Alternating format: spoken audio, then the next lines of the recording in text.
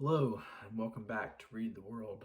My name is Derek Main, and now I just review literature translated in weird and underappreciated, overlooked. I don't know what you call it. I just talk about books I like. I ran out of bed. I was falling asleep. Or I just finished reading and I was falling asleep.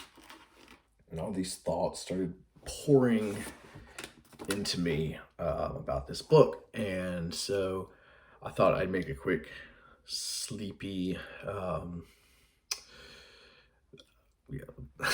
video because I'm not sure that I'm able even completely, stone cold wide awake to give it the justice it deserves intellectually, like with that kind of rigor, or even to like sell it. You know what I mean? Like it's like the kind of thing I want to put like in everyone's hands. Like I want to like thrust this upon you if you love literature and yeah. I mean, this is why you do it. Like you go through so many, you know, pretty good books and like, pretty good. That's good, like whatever. And then like some bad books, and then just those times like you're not reading that much and whatever. And then you come across something like The Lost Scrapbook by Evan Dara. And it's just like affirming about why you want to eat up literature, you know what I mean, at every opportunity. And so let me get some sorry, I'm lighting my incense, but let me get some basic biographical stuff that I think is sort of super relevant, to understanding this, right? Because Evan Dara is a pseudonym. Hopefully this is gonna work. I mean that in more ways than one. So Evan Dara is a pseudonym, and there's no idea who the author is. No clue. So in 1995, I think it is. 1995. Lore has it at the University of Chicago. I think University of Chicago is where they're at. But Richard Powers, the novelist, gets this tome delivered on his stoop, and it is he's telling Richard Powers to enter it into this fiction competition. By he, I just mean like this tomb is apparently there's like a note on it or something, and so Powers does this and it wins the competition, chosen by William T. Volman as winner of the FC2 National Fiction Competition. And then, so this is it. This is FC2, and they publish, the book. And that's it. It says at the time there was one major review, exactly one review for the mainstream media, but that review called The Lost Scrapbook the most accomplished first novel since William Gaddis' The Recognitions from 1955. And I think it's impossible to talk about this book and without talking about J.R. by Gaddis, because there's some of the same experimental structures. J.R. was obviously told almost completely through dialogue, and this is a kind of dialogue. I'll get to that in a minute. So I think there's that comparison, but the only other thing we know about Evan Dara comes from, I think the critic Stephen Moore was able to reach out to him and through an email, and Moore's only question I think was, or the only one he got answered, how was Gaddis an influence to you? And Evan Dara wrote back that he took JR out of the library, the American Library there in Paris where he lives, and he brought it home, he opened it up, he started to read, and he closed it. Didn't want the influence. So he understood, I guess, pretty quickly that there were stylistic flourishes that were going to be super similar. And he didn't read enough into JR to see this, but I think if he had, he would see that there are thematic similarities as well, at least in terms of um, one of the largest societal problems that both works, are really some of the first in that wave of fiction to do. I could be wrong about that. I feel a little dumb having said that, but I'm not going to edit. Uh, they're anti-capitalist books, I think both of them. And I think that now we're in a time period where that is so much trendier, and so I really don't, I don't want to like completely miss somebody obvious or denigrate generations of writers. It's just those two really come to mind, these two books about being, profoundly, almost contemporaneously with now anti-capitalist. But anyway, the structure of the Lost Scrapbook and like what makes it so special. So I said JR is obviously in quotes, and that's the last time I'm gonna, I'm not gonna spend my whole review like talking about those two. This is a standalone, thing. I just, it is told. One way I thought of it is it's like reading Twitter, like reading a Twitter timeline. This is a tome of a book, 476 pages. It's a lot. But every paragraph essentially is, like a new perspective or sometimes a tangent if they keep going, but oftentimes it's, an entirely new character. And the characters, like, you never get their names or anything like that. Like, they're just thinking or speaking or recounting. So it's this real patchwork, which I think scrapbook, like, it's a very good indication of what you get there, but with so little in the way of context. And when you remove so much of the context, you're actually able to see, I think, a different type of humanity that exudes from our actions, from our sort of societal expectations and norms, and you really do get this like unfettered, unfiltered look at people and systems as well. So there's also, it's broken into some kind of fairly interesting sections. I mean, I would call the beginning, say, oh man, 80 pages or so, like pretty straight up what I was talking about, like,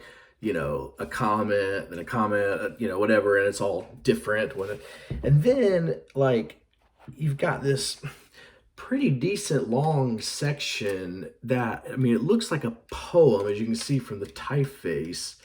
Evan Dara has another book, supposedly, where he has 40 pages of blank pages in the middle. So maybe like an Inside the Castle or something, one of the great independent presses. Maybe Evan Dara has some of that structural feel with the book. Inside the Castle makes these really beautiful books, and the design is like, I don't want to say, actually I'll say equal. Like, I think it's like meant to be equal to the words inside. You know what I mean? And so anyway, it's like an object. Well, that's what the Lost Scrapbook's like there for that whole section. And then in that section, this guy like follows a man into the woods. The man is looking for a fungi on a tree. The tree stub looks like John Cale, and that's where he found like enlightenment.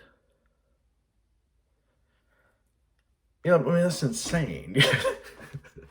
And I think that speaks really well, like, to the humor in this book. Like, what makes this such an amazing read is the humor that can be sustained throughout in really varying ways and very, very smart. This is probably, I actually will say this might be the funniest book I've ever read, like big book like this. A Confederacy of Dunces is a little one note. It's a very, very funny note, and like, especially being I'm from the South. I mean, not from New Orleans, where that was a little more specific. But I mean, I do feel like I got a lot out of that particular joke. But it really is only one joke. Infinite Jest is funny. But Infinite Jest is kind of one-liner funny, like clever. That's what Infinite Jest is better at being clever than funny. Not a lot of like ha ha. Whereas this is funny. It sneaks up on you. It surprises you, right? So you're in an actual tense moment of text, and then you're kind of like relieved. Like you get this great balance throughout because of the humor with the themes. Well, anyway, then there's another big long section that like the narrator during that part is a colleague of Noam Chomsky, and it goes into just like a lot of linguistic stuff, but also the like Chomsky political angle and where this colleague fit in, and it became very philosophical. There was like this super interesting part where like the colleague basically is like, I can't stay with Noam Chomsky and I can't like keep following him because like his whole thing is that we need to, the that like theory should get blown up outside of academia, right? Like the whole idea of politics is taking, philosophy or theory and putting them to physical use. And Chomsky's whole thing is like, we need a revolution, like, and meanwhile, he's this like, really coiffed, sort of high academic, well off, white man, like who is seemingly benefiting just like I am, but seemingly at the top of sort of this academic food chain, and so like doing well under the current system. And that narrator like has a problem with that contradiction, because he thinks that means Chomsky's goal is unreachable, that the people that are needed, I don't even know how to go into that too much, and I don't want to waste that. I think that says what I'm trying to get at. I mean, it's not very concise, but this is a really difficult text, and so even like little things like that where you're trying to articulate a philosophy become like really difficult, because so often throughout this text, the writer Evan Dara, pseudonym Evan Dara, does this thing where it becomes like super complex, and you've got to like reread the last four sentences, the last paragraph, like just shifts modality so quickly that I think Dara is able to see both sides of so many modern arguments, that neither one is sort of given the better position within the fiction. There really is not an overarching morality here. I mean, I don't see that at all. I see it more as a realist situation, where you are or almost reporter like reporting the facts on the ground, you know what I mean? Like, and not necessarily casting judgment on it, which is definitely interesting. And anyway, then we get this last section, which is really a story of this like manufacturing plant that's like totally screwing up a town, and kind of like, I don't know. I feel like there's like a lot of movies and stuff like that. Like Aaron Brockovich, I think it was like a real person, and then maybe a book, and then a movie that like dealt with that. But these things like Flint, Michigan, right where the water's tainted. Anyway, this was a corporation that was doing it, and so it's just a lot about how people and corporations interact, and about the role of corporations being a bit mightier than individuals in this society. Anyway, yeah. The structure thing, yeah, it's like Twitter. I also thought while I was reading it, like turning a radio dial pretty regularly, like having it on scan, but what you're scanning through is like some of the best, most inventive, most luxurious writing you could imagine, and scanning that sort of like literary radio dial. And no, we're not talking about where every paragraph's written in a different style. I mean, it wouldn't be moving like from great to great to great. You know, that would be weird. So scanning kind of does that. So let's say we're staying on the same artist, but a really prolific one. So somebody like Neil Young or Bob Dylan or whatever, and you're shuffling those songs. So like it's all his writing. It's all him. You know, it's not. I don't think aping or mocking other styles, but he just is able to modulate, which is the second time I think I've used that for some odd reason, but modulate his tenor and tone and voice in order to sort of like believably pull you in 80 directions at once until about page 200 and you're like, I give into this. This is good. Like, I'm just going to stay in his head. I'm going to stop worrying about like, what are these connections? What does this mean? Where is this leading me? I trust him. The Lost Scrapbook by Evan Dara.